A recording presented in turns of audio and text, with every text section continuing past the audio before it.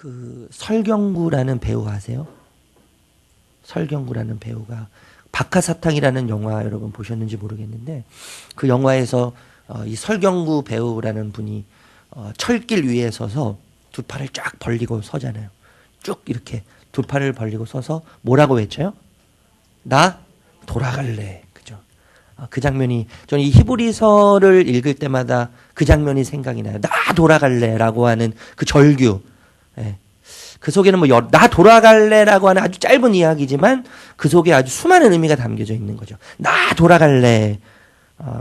사실 이 히브리서를 지금 받아서 읽고 있는 성도님들의 마음을 너무나 잘 표현해주는 표현인 것 같아요. 나 돌아갈래. 과거로 다시 돌아가고 싶은 이 마음이 사실 이 히브리서를 읽고 있는 성도님들의 마음이었을 것 같아요. 왜냐하면 히브리서를 지금 받아서 읽고 있는 사람들은 우리가 흔히 어떤 사람이라고 생각하냐면요. 유대교에서 회심한 사람들이에요. 유대교에서 회심한 사람들. 유대교인들은 예수 그리스도를 하나님의 아들이라고 믿지 않았잖아요. 그냥 단순히 인간이었고 하나님의 이름을 빙자한 저주받아야 될 죽어 마땅한 신의 이름을 하나님의 이름을 망령되이 일컫는 사람이었죠. 그런데 점점 예수가 진짜 하나님이시라는 것을 믿게 되면서 이제 유대교에서 기독교로 개종을 하게 되는 거죠. 그런데 여러분 기독교로 개종을 해서 예수 그리스도가 하나님의 아들이심을 믿고 하나님이신 것을 고백하면서 신앙생활을 하다 보니까 어려움이 너무나 많은 거예요. 당시에는 유대교가 합법적인 종교였잖아요. 유대교를 인정해줬죠, 로마에서. 그런데 반대로 기독교는 식인 종교였어요. 왜요? 이 성찬식을 하면서 살과 피를 먹었잖아요. 그러면서 이건 식인 종교였고 싸구려 종교였고 저급한 종교였어요. 이단 종교였어요.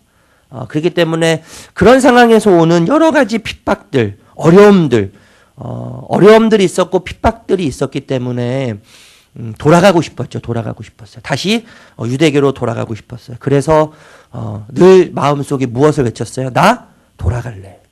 나 돌아가고 싶어. 이 마음이 늘 있었어요. 모르겠습니다. 오늘 여기 앉아 계신 성도님들 가운데요. 나 진짜 다시 돌아가고 싶어 예전에. 진짜 이 예수를 믿는다는 게 이렇게 힘든 줄 몰랐는데. 여러분 힘들지 않으세요? 여러분 예수를 믿고 예수의 진리를 붙잡고요. 그것을 내 삶의 기준으로 삼고 이것이 진짜 변하지 않는 진리라고 확신하면서 오늘날을 살아간다는 게 정말 녹록지 않잖아요. 그쵸? 별로 안 그러세요? 정말 다르잖아요. 예수님이 가르쳐주신 그 진리와 이 땅이 수없이 우리들에게 이야기하고 있는 그 이야기는 너무나 달라요. 너무나 색깔도 다르고 냄새도 다르고 맛도 다르고 너무나 다르기 때문에 너무나 힘들죠. 사실 고통스러워요. 그래서 어쩌면 정말 신방을 하다 보면 그런 분들 계속 돌아가고 싶어요. 다시 돌아가고 싶어요. 이게 진짜 맞는 건지 모르겠어요. 이게 진짜 맞다면 왜 이렇게 힘들죠? 이게 진짜 맞다면 왜 이렇게 고통스럽죠? 이게 진짜 아닌 것 같은데 이거 목사님 이거 어떻게 해야 돼요? 혼란스러워요. 그런 이야기들을 사실 종종 듣게 돼요. 이제 유대교였던 사람들이 예수 그리스도를 믿고 수많은 핍박과 어려움 속에서 돌아가고 싶은 마음이 계속 드는 거예요. 다시 과거로 돌아가고 싶은 마음. 요즘 유대교인들을 향해서 이 히브리서는 쓰여졌기 때문에 유대인들이 잘 아는 이 구약 성경의 이야기들 계속 인용해서 이야기를 한단 말이죠. 그래서 오늘도 여러분 보면 시편에 있는 내용 중에서 95편을 이용해서 이야기를 해요. 그리고 민수기 13장, 14장의 이야기, 광야의 이야기들을 통해서 돌아가면 안 된다. 그러면 끝장난다. 그러면 더 이상 너희 삶에 희망이 없다. 이것을 이제 이야기하는 거죠. 여러분 사실 그래서요 이 히브리서에는 안타까움이 담아져 있어요. 안타까움. 이 히브리서를 쓰고 있는 저자의 그 안타까움, 그 사람들을 향해서 보는 딱함, 답답함. 그래서 여러분 이 히브리서는 아주 확실하죠. 확실해요. 명확해요. 그리고 단호해요. 단호하고 확실하고 명확한 경고의 메시지가 이 히브리서 안에 담겨져 있는 거예요. 사실 여러분 이 답답하고 그리고 딱하고 안타까움의 이 히브리서를 쓴 저자의 마음은 단순히 그의 마음이 아니라 그의 마음을 넘어선 누구의 마음이에요? 하나님의 마음인 거예요. 아버지의 마음이시고 성령의 마음이죠. 그래서 뭐라고 표현해요? 내가 지금 하는 이 말은 내 말이 아니라 성령의 말씀이고 성령의 음성이다라고 이야기해요. 7절 읽어볼게요. 7절. 7절 시작.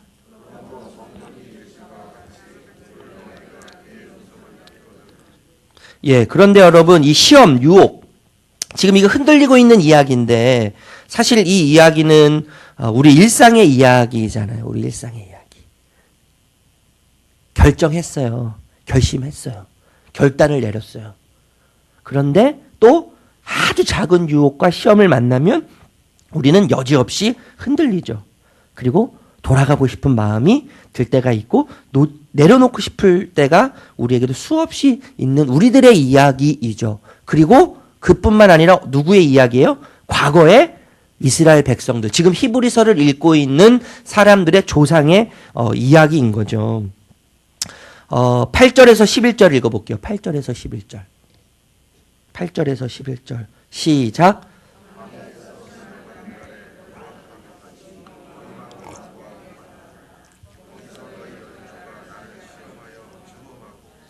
년 동안 나의 행사를 보았느니라. 그들이 항상 마음이 미혹되어 내 길을 알지 못하는도다. 내가 노하여 맹세한 바와 같이 그들은 내 안식에 들어오지 못하리라 하였느니라. 이런 거죠. 사실 저 어렸을 때 이런 얘기 들은 적이 많아요. 너는 어쩜 네 애비랑 똑같냐? 너는 어쩜 네 애미랑 그렇게 똑같냐? 이렇게 이야기하는 것은 사실 굉장한 비난이죠. 칭찬의 이야기가 아니라 비난이에요. 넌 어쩜 네 애비랑 그렇게 똑같냐? 지금 그런 이야기예요. 너희들이 이렇게 흔들리고 있고 지금 너희들이 아주 작은 미혹에서 지금 되돌아가고 싶은 그 마음은 사실 너희 조상이랑 똑같은 거야.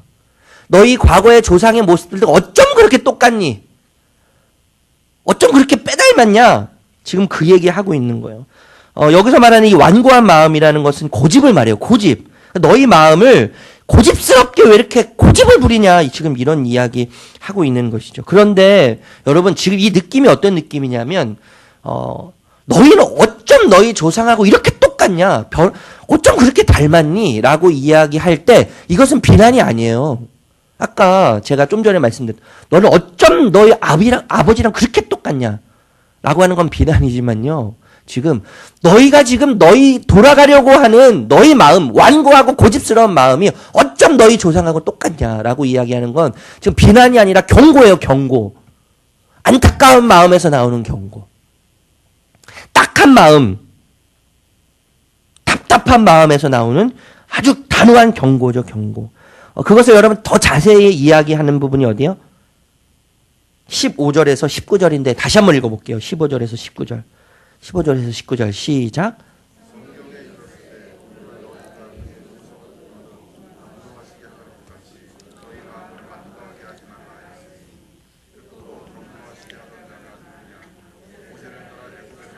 모든 사람이 아니냐? 또 하나님이 40년 동안 누구에게 노하셨느냐? 그들의 시체가 광야에 엎드러진 범죄한 자들에게가 아니냐? 또 하나님이 누구에게 맹세하사 그들의 안식에 들어오지 못하리라 하였느냐? 곧 순종하니 아니하려던 자들에게가 아니냐. 이러보건대 그들이 믿지 아니함으로 능히 들어가지 못한 것이라. 여러분 40년 동안 광야에 있던 이스라엘의 조상들, 이스라엘 백성들의 조상들은요, 40년 동안 4시간도 아니고요, 40일도 아니에요. 40년 동안 하나님께서 어떤 일을 하셨는지를 지속적으로 보아왔어요. 그리고 경험했어요. 만나와 메추라기를 보내셔서 그들의 배를 채우셨죠. 그리고 밤에는 너무나 춥기 때문에 불기둥으로 이스라엘 백성들을 인도하셨어요. 그리고 낮에는 너무나 덥기 때문에 햇빛을 가리시기 위해서 구름 기둥으로 그들을 지키시고 보호하시고 그들에게 시원할 수 있는 삶을 제공하셨죠. 목마를 때는요, 바위 속에서 물이 나오도록 그렇게 이스라엘 백성들을 인도해 가셨어요. 함께 하셨어요. 그런데 여러분 40년 동안 끊임없이 하나님께서 어떻게 그들을 사랑하셨고 그들을 인도하셨는지를 경험했음에도 불구하고 그들은 지속적으로 고집을 부렸어요. 어떤 고집이요? 애굽으로 돌아가고 싶은 고집을 부렸어요. 마음이 흔들렸죠. 애굽에 있었다면 내가 이렇게 살지는 않을 텐데, 내가 애굽에 있었다면 이렇게 고통스럽지는 않을 텐데 라고 하는 고집을 아주 지속적으로 부렸다는 거죠. 여러분 고집에는요 두 가지 유형이 있죠. 두 가지 유형이요. 아주 논리적으로 고집을 부리는 사람들이 있고 감정적으로 고집을 부리는 사람들이 있어요. 논리적으로 이 고집을 부리는 사람은요 아주 성격이 센 사람들이에요. 굉장히 강해요. 그 완전 꼴통이죠. 꼴통. 제 별명이 꼴통인데 저는 감정적인 고집불통인 것 같아요. 저 같은 경우는 이유 없어요. 싫으면 싫은 거예요. 그냥 싫으면 이제 안 보는 거예요. 싫으면 안 보고 뭐 논리적인 것을 떠나서 마음에 안 들, 한번 마음에 안 들면 그냥 싫은 거예요. 그 사람이 싫고 그 환경이 싫은 거예요. 그런데 여러분 참 하나님이 그것도 다뤄가세요. 네, 하나님 그것도 다뤄가시더라고요. 네. 죄송해요. 어쨌든 여러분 이 논리적인 고집, 논리적으로 이 논리 속에서 고집이 강한 사람들은 완전 불통이죠, 사실. 완전 불통이에요. 이 자기 논리 안에 갇혀 있기 때문에 이 자기 논리 안에서만 생각해요. 그래서 다른 사람 논리가 잘 들어오지 않아요. 그런데 여러분 이게 완전 고집불통인 것 같지만 사실 자기 논리보다 더 강력한 논리가 들어오면 어떻게 돼요? 무릎 꿇어요. 무릎 꿇어요. 더 심각한 건 제가 말씀드렸던 저 같은 성향의 사람이죠. 감정적인 꼴통들. 감정적으로 고집 부리는 사람들이 더 심각한 거예요. 답이 없어요. 답이 없어요. 논리적으로도요. 이건 뭐 설득이 안 되는 거예요. 예. 뭐 감정적인 동의가 되지 않는 거예요. 동의가 되지 않는 거예요. 막 이야기를 해도요. 한쪽 귀로 듣고 한쪽 귀로 흘려버려요. 제가 왜 이렇게 잘 아냐면 제가 그런 사람이기 때문에 그런 거예요. 예. 논리적인 고집들, 이 고집을 부리는 사람들은 논리적인 더 강력한 논리를 들으면 무너지지만 감정적으로요 고집 센 사람들은 논리가 필요 없는 거예요. 예. 자기 감정이 수그러지지 않는 이상 계속 고집 부리는 거예요. 답이 없어요. 답이 없어요. 한쪽 귀로 듣고 그냥 한쪽 귀로 흘려버리는데 여러분 이스라엘 백성들 광야에 있었던 이스라엘 백성들 지금 히브리서를 읽고 있는 이 성도님들의 선배들의 이야기는 두 가지 다죠. 두 가지 다요. 감정적으로도 그랬고요. 논리적으로도 그랬어요. 논리적으로 여러분 하나님이 언제나 논리적이세요? 아니죠. 하나님의 일하시는 방식은요. 절대 논리적이지 않으세요. 하나님은 우리 이성 안에서 하나님의 일들을 해나가시지 않으세요. 하나님의 일이 감정적으로 이해가 될 때가 많으세요? 아니요. 감정적으로 얼마나 부정하고 싶고 하나님께서 일하시는 방식을 볼 때 감정적으로 부정하고 싶을 때가 얼마나 많아요. 여러분 그렇게 고집 부린 이 조상들 고집 부리면서 하나님께 감정적으로 또 논리적으로 하나님께 대해서 고집을 부렸던 이 사람들에 대해서 여러분 하나님을 떠봤다고 이야기하죠. 그리고 하나님을 시험했다라고 이야기해요. 우리가 좀 전에 읽었잖아요. 하나님 앞에서 고집을 부렸던 그 사람들을 향해서 하나님을 떠본 사람들이고 하나님을 시험했던 자들이라고 이야기해요. 그리고 그들은 광야에서 시체가 되어서 죽었죠. 그리고 약속의 땅인 가나안 땅에 들어가지 못했어요. 그들을 향해서 뭐라고 표현해요? 안식에 들어오지 못했다라고 이야기해요. 안식은 여러분 쉼이잖아요. 쉼, 휴식. 또 다른 의미에 보면요. 여러분 거주라는 의미가 있어요. 거주. 안식이라는 의미에는 거주라는 의미가 있어요. 하나님, 여러분 가나안 땅은 여기 에어컨 좀 켜주실래요? 마태 목사님?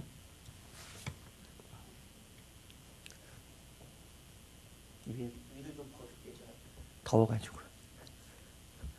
여러분, 가나안 땅은요, 하나님께서 약속하신 땅이잖아요. 약속하신 땅.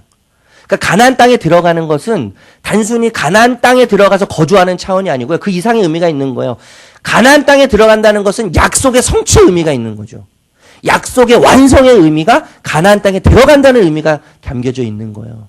그러니까 여러분, 가나안 땅에 거주하는 것은 제가 좀 전에 말씀드렸잖아요. 안식의 의미는 거주라는 의미가 있는데 하나님의 약속이 성취되는 그것이 안식인 거예요. 여러분, 안식은 단순히 쉼이 아니에요. 내가 하고 있는 일을 멈추는 게 안식이 아니라 하나님의 약속이 성취되는 거. 하나님의 약속이 완성이 됐을 그때가 뭐예요? 안식인 거예요, 안식.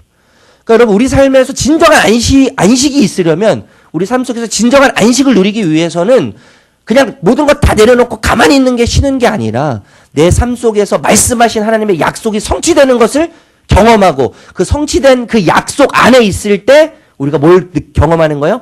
안식을 경험하는 거예요. 안식. 이게 안식이에요, 여러분. 그래서 창세기 보면 하나님께서 첫째 날부터 여섯째 날까지 뭐 하세요?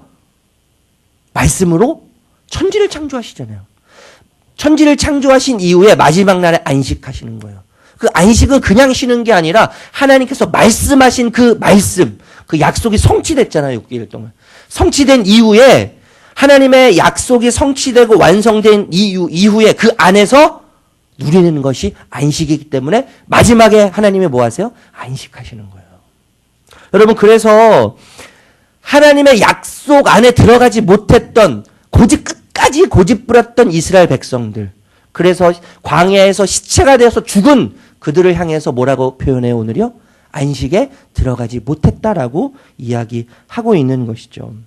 여러분, 안식은 그래서 우리의 일상의 이야기가 될 수 있어요.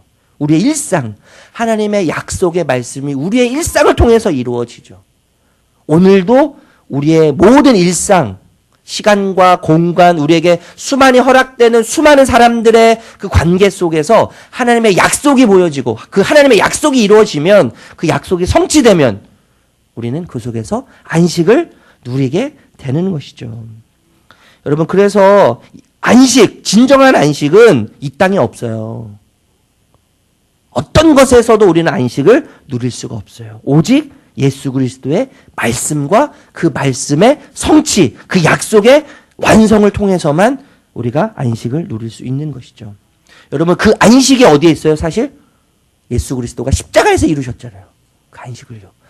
하나님께서 창세기를 통해서 이야기하셨던 아들을 보내시겠다고 하는, 사단의 모든 권세를 파하시고 멸하시겠다고 하는 그 약속이 십자가에서 이루어졌죠. 예수 그리스도가 그 약속을 이루셨어요. 성취하셨어요. 그래서 예수님께서 뭐라고 말씀하세요? 내가 안식일의 주인이라고 이야기하시는, 내가 안식의 주인이라고 이야기하시죠. 그리고 나에게 오는 자마다 수고하고 무거운 모든 사람, 어떤 사람이든 진정한 안식을 얻게 될 거라고 이야기하시는 거예요. 약속을 완성하셨고 십자가를 통해서 약속을 성취하셨기 때문에 그렇게 말씀하시는 거죠. 여러분, 하나님 앞에서 부리는 고집은요, 정말 악한 마음이죠. 그 악한 마음은 하나님으로부터 독립선언하는 것과 똑같아요. 독립선언. 하나님으로부터 독립선언하는 것이 내 고집을 부리는 거예요. 내 고집.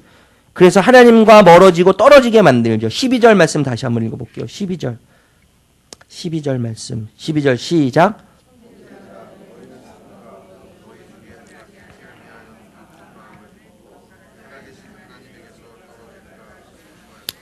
예, 여러분, 하나님 앞에서 부리는 고집은 하나님을 향해서 독립선언하는 것과 똑같은 거예요. 독립선언. 하나님 필요 없습니다. 하나님 없어도 나 잘 살 수 있습니다. 하나님 아니어도 충분히 나는 내가 원하는 대로 행복 속에서 안식하면서 살 수 있습니다라고 하는 독립선언과 여러분 똑같은 거예요. 여러분, 그렇기 때문에 참 무서워요. 여러분, 우리는 참 하나님으로부터 멀어지고 떨어지기 쉬운 존재 아니에요?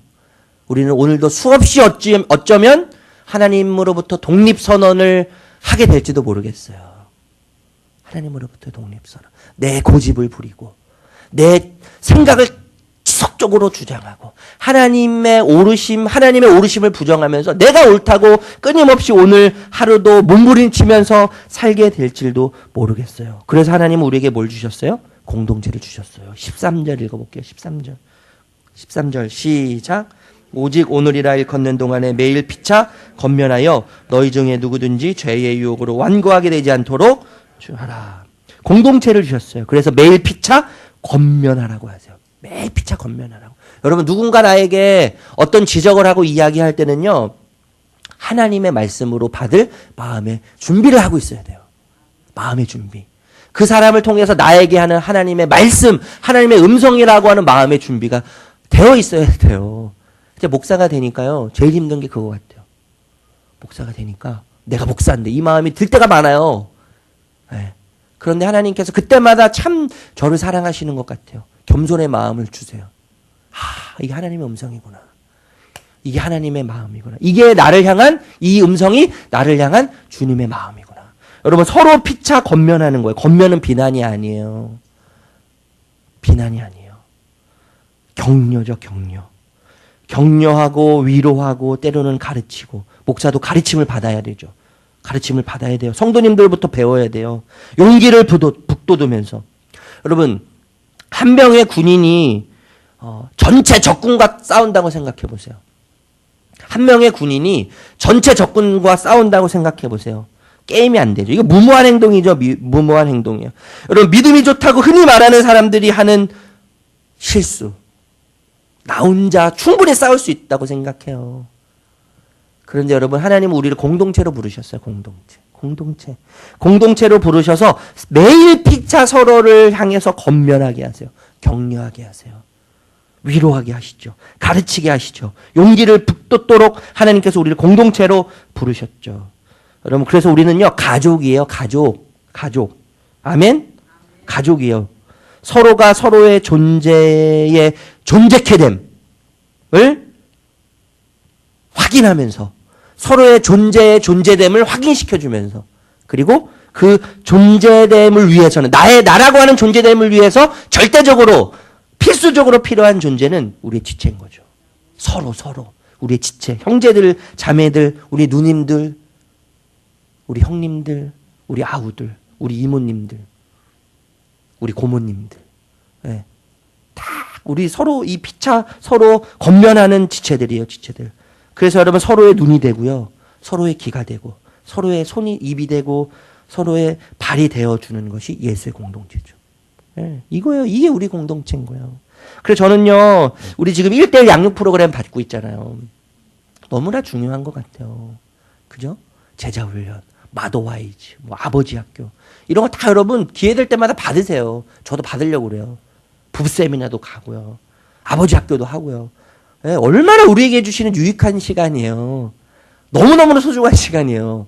여러분, 하나님 우리를 얼마나 사랑하시면 여러분 아버지 학교 하고 싶어도 못하는 교회들이 얼마나 많아요. 제자훈련 받고 싶어도요, 마더와이즈 하고 싶어도 못하는 교회들이 수두룩해요.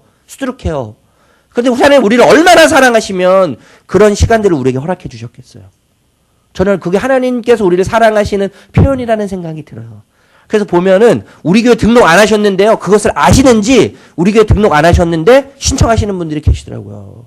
진짜 잘하는 거예요. 잘하는 거예요. 여러분, 우리는 늘 고집 부리면서 악한 마음을 품고 하나님으로부터 독립선언을 하죠. 그렇기 때문에 공동체가 필요해요. 그죠? 공동체가 필요할 뿐만 아니라 여러분, 우리는 처음에 확신을 가졌던 그 확신을 가지고 견고하게 붙잡고 있는 것이 중요해요. 14절 읽어볼게요. 14절 시작.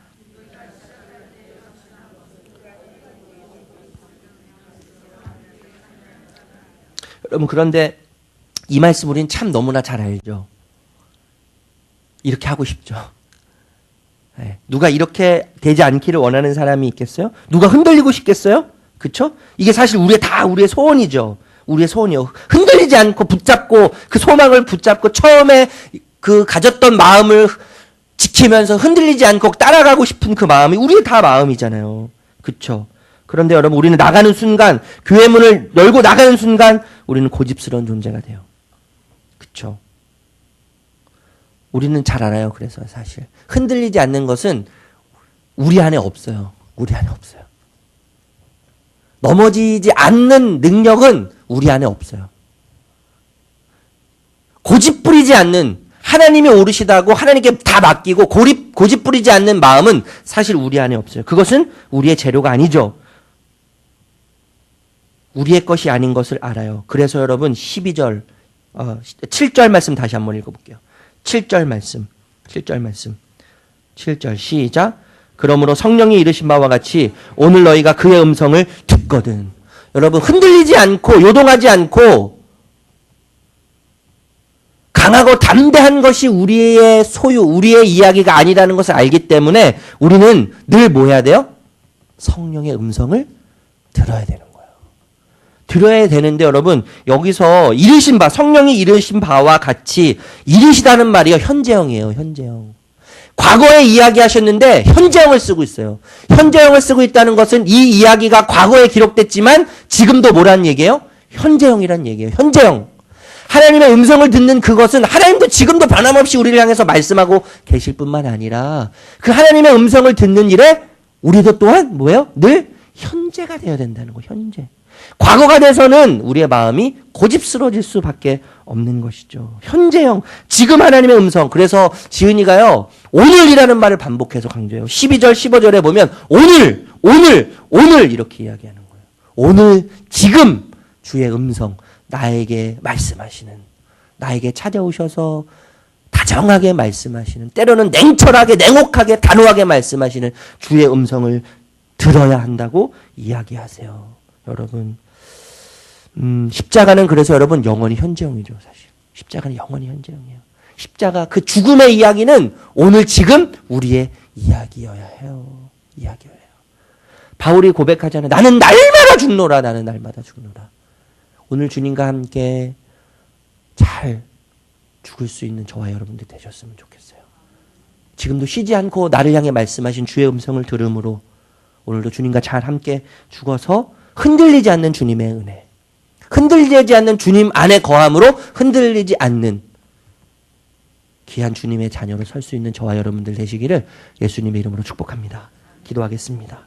하나님, 우리의 마음이 얼마나 고집스러운지